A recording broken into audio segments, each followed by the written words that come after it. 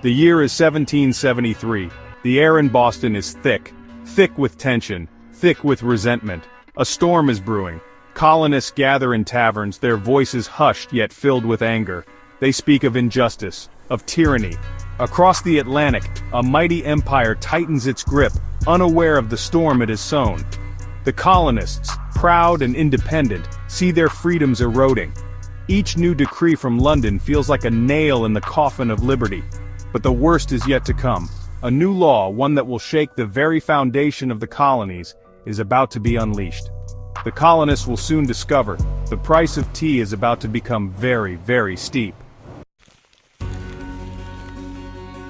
For years, the colonists have endured unfair taxes, the Sugar Act, the Stamp Act, each act a thorn in their side, each act a reminder that they are not masters of their own destiny. The British East India Company, a behemoth of commerce, holds a monopoly on tea.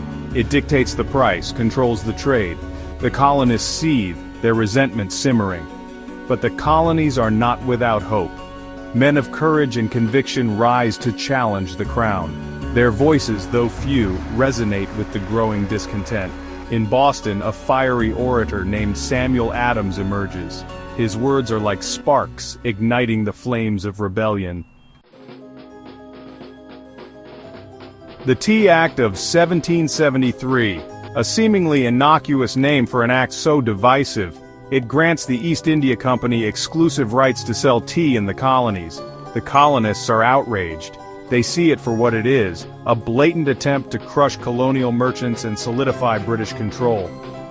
The tax on tea, a mere pittance, argued the British. A symbol of tyranny, cry the colonists. The stage is set for confrontation. The colonies, a powder keg of resentment. The British, blind to the storm brewing across the Atlantic. The fate of a nation hangs in the balance, all for the want of a simple cup of tea. In the heart of Boston, a group of patriots gathers. They call themselves the Sons of Liberty. Their leader, the fiery Samuel Adams. They are merchants, lawyers, artisans. They are united by a single, powerful belief: no taxation without representation. The Sons of Liberty become a beacon of resistance. They organize protests, spread dissent, and challenge British authority at every turn. Their symbol, a simple flag, bearing the image of a pine tree. A symbol of defiance, a symbol of hope. The Sons of Liberty vow, the East India Company's tea will never touch American soil. They are willing to risk everything for their cause. They are the Sons of Liberty, and they will not be silenced. Section 5. Whispers of Rebellion. The Dartmouth, a ship laden with tea, arrives in Boston Harbor. It is followed by two more, the Eleanor and the Beaver. The Sons of Liberty spring into action. They demand the tea be returned to England. Their message is clear: no tea, no compromise. The air crackles with tension. Crowds gather at the docks, their anger palpable. Governor Hutchinson, loyal to the crown, refuses to budge. A standoff ensues. Days turn into nights. The fate of the tea, the fate of the colonies, hangs in the balance. The Sons of Liberty know they must take drastic action. A plan begins to form. A plan both daring and dangerous. December 16, 1773. A cold wind whips through the streets of Boston. A hush falls over the city as darkness descends. But beneath the surface, a storm is brewing. At the Old South Meeting House, hundreds of colonists gather. Samuel Adams addresses the crowd. His words are a call to action. Outside, a group of men prepare for a daring mission. They disguise themselves as Mohawk Indians, their faces painted, their hatchets sharpened. They are ready to sacrifice everything for their cause. As the moon rises over Boston Harbor, they board the ships.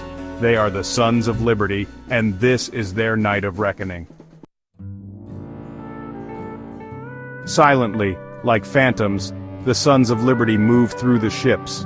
The air is thick with the smell of salt and tea. With each swing of their hatchets, chests are split open, and the precious cargo spills into the water. 342 chests of tea dumped into Boston Harbor, a symbolic act of defiance, a blow against tyranny. The water churns, a swirling vortex of tea and rebellion. The Sons of Liberty work tirelessly, their movements precise, their purpose unwavering. For 3 long hours the raid continues, and then as quickly as they arrived, they vanish into the night. The morning after the raid, Boston awakens to a startling sight. The harbor, once teeming with ships, is now a sea of floating tea. The air is filled with the pungent aroma of rebellion. Word of the Boston Tea Party spreads like wildfire, reaching every corner of the colonies. From New York to Charleston, colonists rejoice. The act of defiance resonates deeply, igniting a spark of revolution. The British are outraged. They demand retribution. The colonies have crossed a line, and there will be consequences. The Boston Tea Party was not just about tea, it was about freedom. It was about a people's right to govern themselves. It was a turning point in American history, a moment when the colonies chose defiance over oppression. The British, in their fury, would respond with force. The intolerable acts would be enacted, further inflaming the colonies. But the Sons of Liberty had lit a fire that could not be extinguished. The Boston Tea Party was a spark, a catalyst for a revolution that would change the world forever.